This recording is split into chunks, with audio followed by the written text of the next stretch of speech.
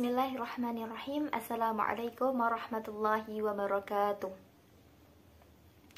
Innal hamdalillah nahmaduhu wa nasta'inuhu wa nastaghfiruh wa na'udzu billahi min shururi anfusina wa min sayyiati a'malina. May yahdihillahu fala mudilla lahu wa may yudlilhu fala hadiya lahu. Asyhadu an la ilaha illallah wahdahu la syarika lah wa asyhadu anna Muhammadan 'abduhu wa rasuluh la nabiyya wa la rasula ba'dah, amma ba'du.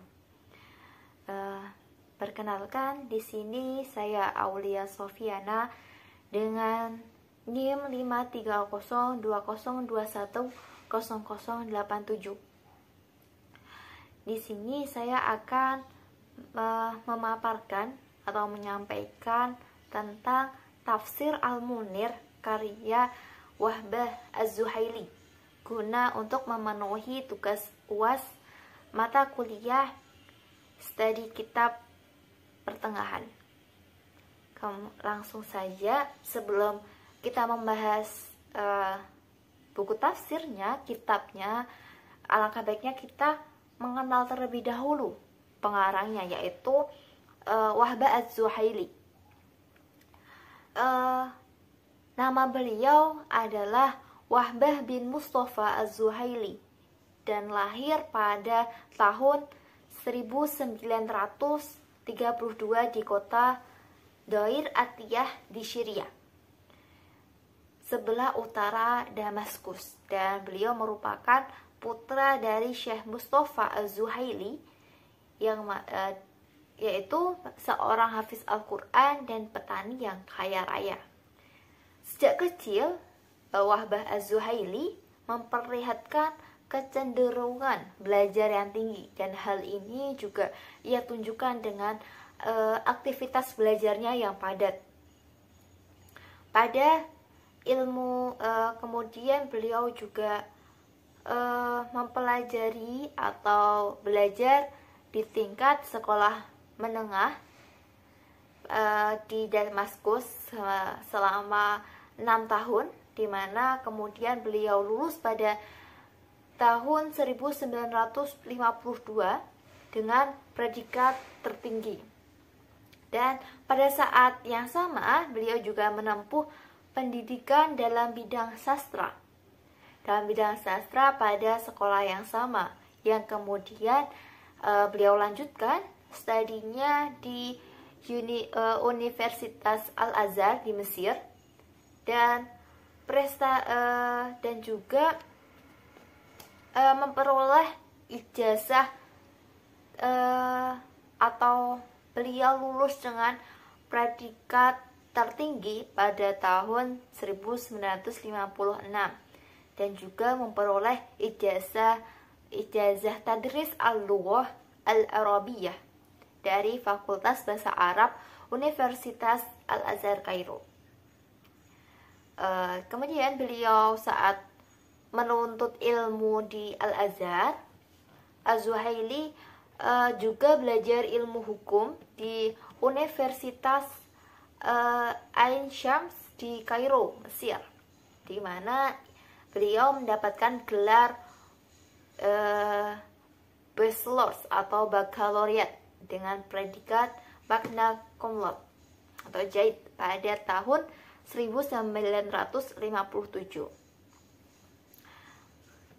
Kemudian setelah memperoleh gelar doktor, Az-Zuhaili memulai karir dalam bidang pendidikan dan pengajaran. Karir pertamanya ini dalam bidang ini dimulai di Universitas Damaskus, di mana beliau diangkat menjadi guru besar sejak tahun 1975. Dan beliau juga memberikan kuliah di Fakultas Syariah dan Ilmu Hukum, dan memfokuskan diri pada kajian hukum Islam.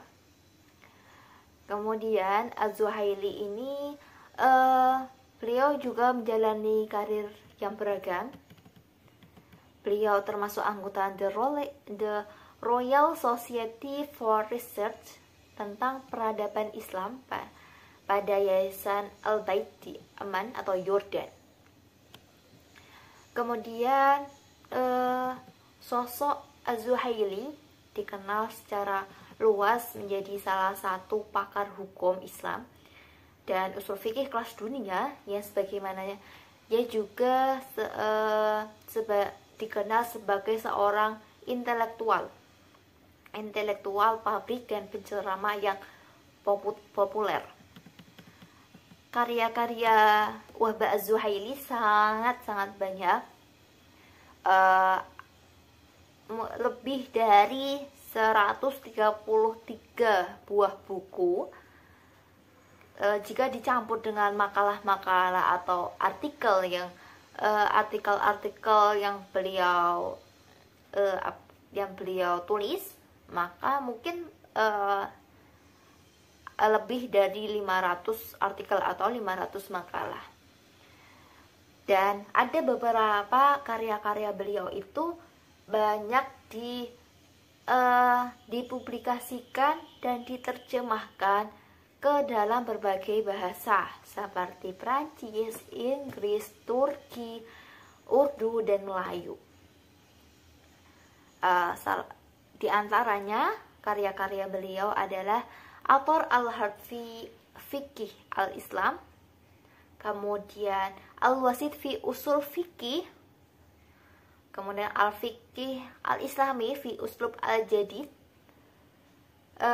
kemudian Al-Usul Al-Ammah li Wahbah ad-Din al-Dinil Haq, kemudian banyak sekali, dan juga yang akan kita bahas yaitu Tafsir Al-Munir. Kemudian kitab ini diberi diberi nama Tafsir Al-Munir. Tafsir Al-Munir fi Al-Aqidah wa Syariah wal Manhaj. Terdiri dari 16 jilid. Jadi 15 jilidnya itu penafsiran, tafsir Al-Quran, kemudian jilid yang terakhir ataupun jilid yang ke-16 berisi indeks kata. Kemudian dalam menafsirkannya beliau menggunakan dua sumber, yaitu menggunakan metode tafsir bil ma'sur atau bil riwayah, dan juga menggunakan metode tafsir bil diroyah atau bil ra'yi. Metode gabungan ini biasa disebut dengan metode iktiran.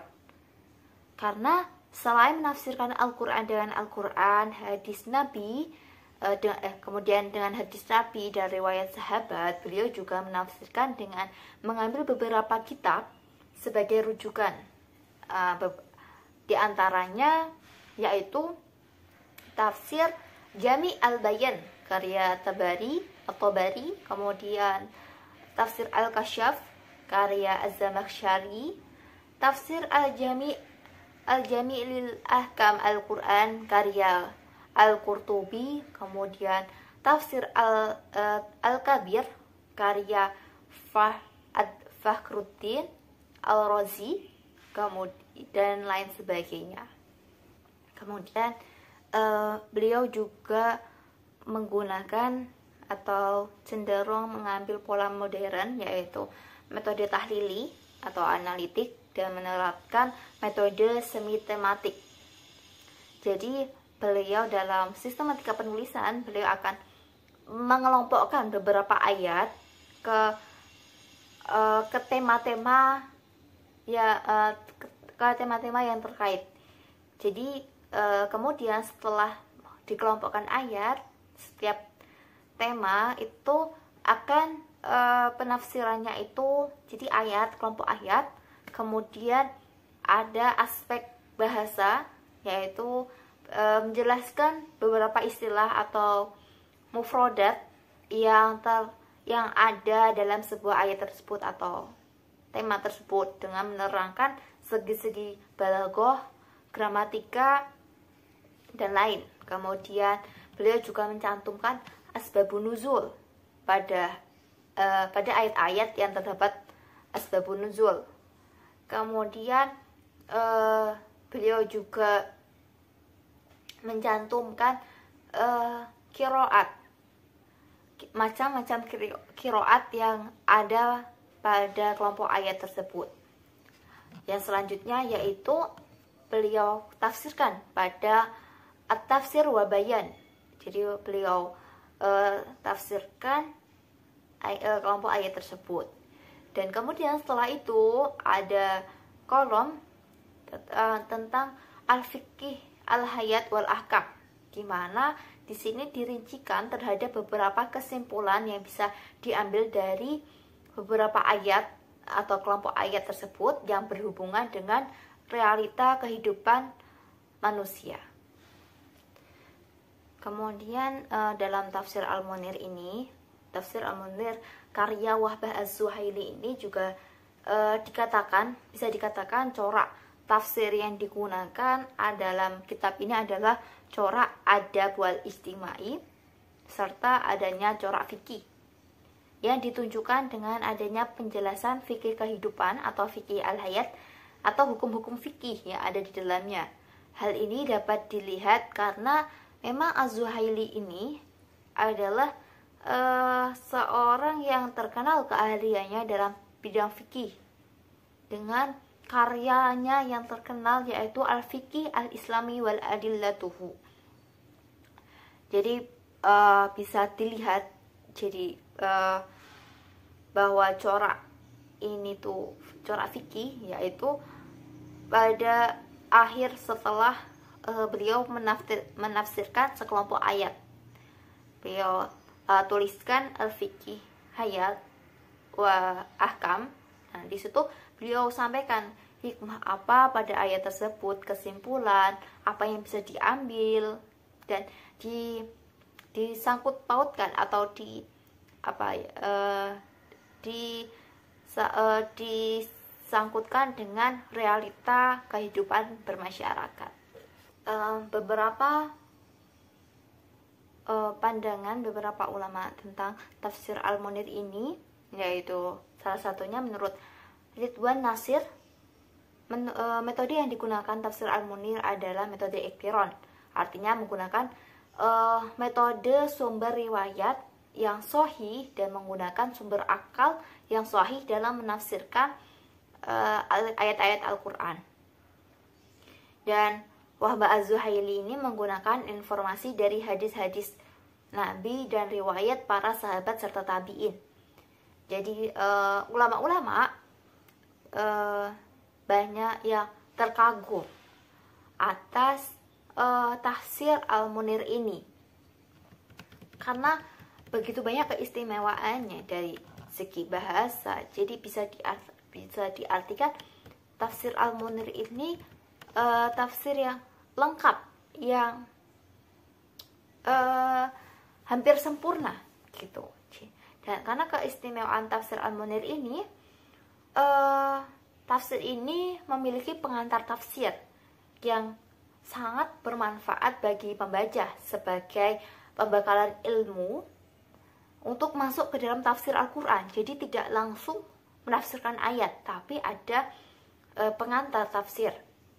Kemudian pengantar tafsir tersebut berupa ilmu-ilmu Al-Quran dari pengertian, kemudian apakah surat itu makiyah atau madaniyah, kemudian asbabun nuzul, qiraat, terdapat pula i'rab, mufradat, dan lain sebagainya.